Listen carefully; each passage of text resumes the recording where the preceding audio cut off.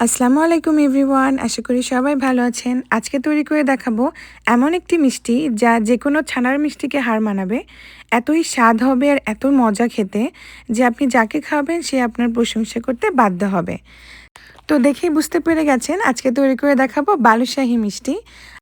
একদম মিষ্টির দোকানের মতো হবে আর খাওয়ার পরে কেউ বুঝতেই পারবে না যে এটা বাসায় তৈরি করা, মনে হবে যে দোকান থেকে কেনা হয়েছে। তো তাহলে চলুন আর কথা না বাড়িয়ে আমি ঝটপট রেসিপিটা শুরু করি। তো এজন্য একটি মিক্সিং বোলে আমি এখানে নিয়ে নিচ্ছি 1.5 কাপ ময়দা। এটা অবশ্যই ময়দা ব্যবহার করতে হবে, তাহলে টেস্টটা অনেক বেশি ভালো হয়। আর এখন দিয়ে দিচ্ছি 1/2 চা চামচ লবণ, 1 চিমটি পরিমাণ বেকিং সোডা আর 2 চিমটি পরিমাণ এখানে দিয়েছি বেকিং পাউডার। বেকিং সোডা আর বেকিং পাউডার দুটাই ব্যবহার করবেন, এতে করে এটার অনেক বেশি ফুলকো হবে আর রসালো হবে। আর এখন দিয়ে দিচ্ছি 2 চিমটি এলাচ গুঁড়া, এতে সুন্দর একটা এলাচের ফ্লেভার হবে। আপনারা চাইলে এখানে দারচিনি বা নাটমেগ পাউডারও ব্যবহার করতে পারেন। এখন দিয়ে দিচ্ছি ঘি, এখানে 1/4 কাপ আমি ঘি ব্যবহার করেছি। ঘিটা একটু বেশি পরিমাণে দেওয়ার চেষ্টা করবেন, এতে করে এই বালুশাহিটা অনেক বেশি খাস্তা হবে আর খেতে খুবই মজা হয়। আর এর টেক্সচারটা একদম দোকানের মতো হয়। আর আপনারা চাইলে ঘি বা তেল মিলেও ব্যবহার করতে পারেন, তবে বেশি ঘি ব্যবহার করলে এটার টেস্ট একটু বেশি ভালো হয়। তো এখন আমি 1/4 কাপ ঘিটা খুব ভালো করে এই ময়দার সাথে মিশিয়ে নিয়েছি। এখন এখানে 1/3 কাপ আমি টক দই ব্যবহার করেছি, ওই ক্লিপটা একটু মিসিং হয়ে গেছে। এখানে 1/3 কাপ পরিমাণ টক দই আছে। আমি এই টক দইতে দিয়েই এই ডোটাকে মেখে নেব। যদি এরকম একদম টক দই দিয়ে মাখিয়ে নেন তাহলে এই বালুশাহির টেস্টটা অনেক ভালো আসে। তবে আপনারা চাইলে এটা পানি দিয়েও মাখতে পারেন, আবার চাইলে পানি বা টক দই দুটা মিলিয়েও মাখাতে পারেন, সেটাও হবে। আর মাখাতে মাখাতে একটা পর্যায়ে দেখবেন এরকম একটা শক্ত ডোয়ের মতো হয়ে গেছে। দেখে বুঝতে পারছেন খুব বেশি কিন্তু নরম না, মোটামুটি একটু শক্ত ডো আর অমসৃণ ডো তৈরি করতে হবে। এখন এই ডো থেকে এরকমভাবে আমি কয়েকবার ছিঁড়ে ছিঁড়ে একসাথে করে নেব। এতে করে অনেক সুন্দর লেয়ার ক্রিয়েট হবে আর খেতে অনেক মজা হবে, মানে খাস্তা হবে আর কি। তো আমি এরকম প্রায় 4-5 বার মতো এরকম ছিঁড়ে ছিঁড়ে একটার সাথে একটা লাগিয়ে দিচ্ছি। এখন এইখান থেকে আমি অল্প অল্প করে ডো নিয়ে আমি বালুশাহীর শেপ দিয়ে নেব। তো এরকম অল্প করে ছোট করে নিচ্ছি। আমি বড় সাইজের বালুশাহী বানাচ্ছি, আপনারা চাইলে এর থেকে ছোট করেও বানাতে পারেন। তো এরকম প্রথমে বল করে নেব, বল করার পরে হাত দিয়ে খুব চেপে চেপে চ্যাপ্টা করে নেব। চ্যাপ্টা করার পরে এভাবে আমি চারিদিক দিয়ে একটু উঠিয়ে উঠিয়ে এটাকে এরকম গোল করে নিচ্ছি, এরকম ভাঁজ দেওয়া আর কি।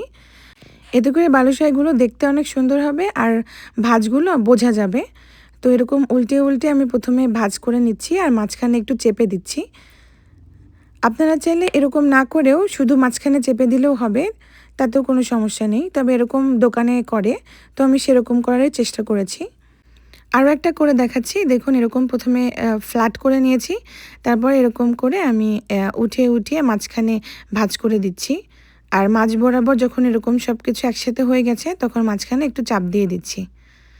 ঠিক একইভাবে আমি বাকি বালুশাহিগুলোকে বানিয়ে নিচ্ছি।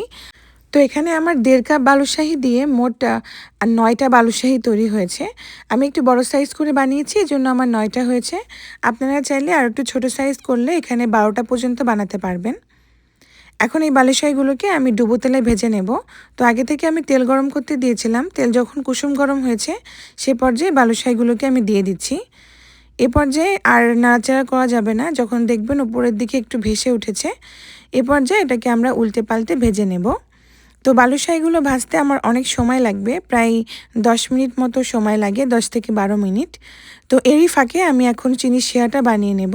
তো এটা একটা সাইড হতে থাকুক, আমরা চিনির শিরাটা বানিয়ে নিই। তো এজন্য একটি পাত্রে আমি এখানে নিয়েছি 1 কাপ চিনি। 1 কাপ চিনির জন্য পানি নিয়েছি এখানে 1 কাপ।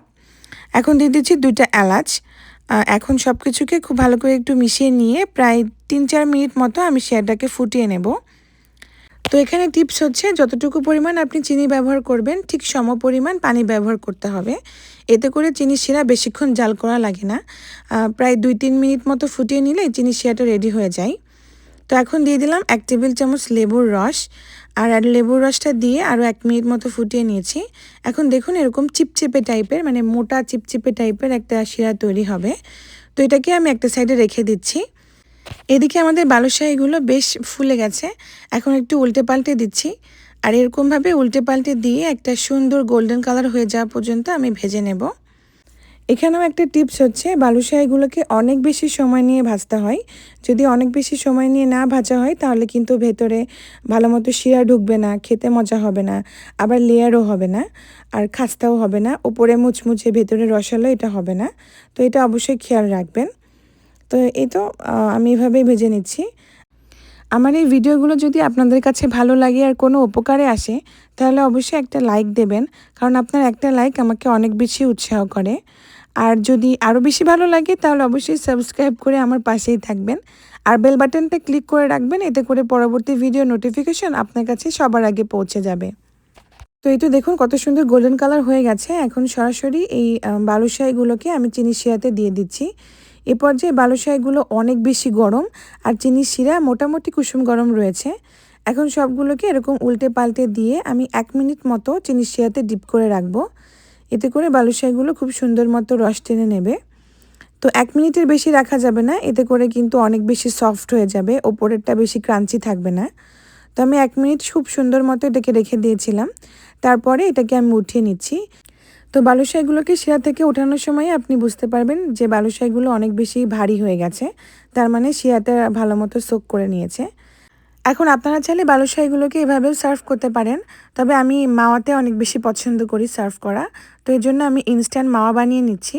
এর জন্য এখানে 1/4 কাপ নিয়েছি গুঁড়া দুধ, সাথে এখানে দিয়ে দিলাম 2 টেবিল চামচ ঘি। ঘিটা দিয়ে গুঁড়া দুধের সাথে খুব ভালো করে মিশিয়ে নিচ্ছি, এতে করে খুব সুন্দর একটা মাওয়া তৈরি হয়ে যাবে। এখন বালুশাহী মিষ্টিগুলোকে মাওয়াতে হালকা করে আমি কোট করে নিচ্ছি, এতে করে দেখবেন মিষ্টির লুকটাই চেঞ্জ হয়ে গেছে আর এত বেশি আকর্ষণীয় আর ফ্যান্সি লাগবে দেখতে। আর টেবিলে যদি এরকম বালুশাহী আপনারা বানিয়ে রাখেন তাহলে মানুষের নজর শুধু এই বালুশাহীর উপরেই থাকবে। এতই মজা হয় খেতে আর এতই লোভনীয় লাগে দেখতে। তো এই তো আমি সবগুলোকে এভাবে কোট করে নিয়েছি আর দেখুন কতটা সুন্দর হয়েছে দেখতে। এখন একটা বালুশাহী আপনাদেরকে আমি ভেঙে দেখাচ্ছি যে ভেতর পর্যন্ত কতটা রস ঢুকেছে। দেখুন কতটা লোভনীয়, একদম হয়েছে দোকানের মতো, তাই না? আপনিও এরকম বাসায় দোকানের মতো আর বালুশাহী বানাতে পারবেন। আমার এই recipe A to Z follow করলে ইনশাল্লাহ আপনিও পারবেন। তাই এখন দেরি না করে অবশ্যই বাসায় বানিয়ে আমাকে জানাবেন কেমন হয়েছে। তো আজকের মতো এই পর্যন্তই। আল্লাহ হাফেজ।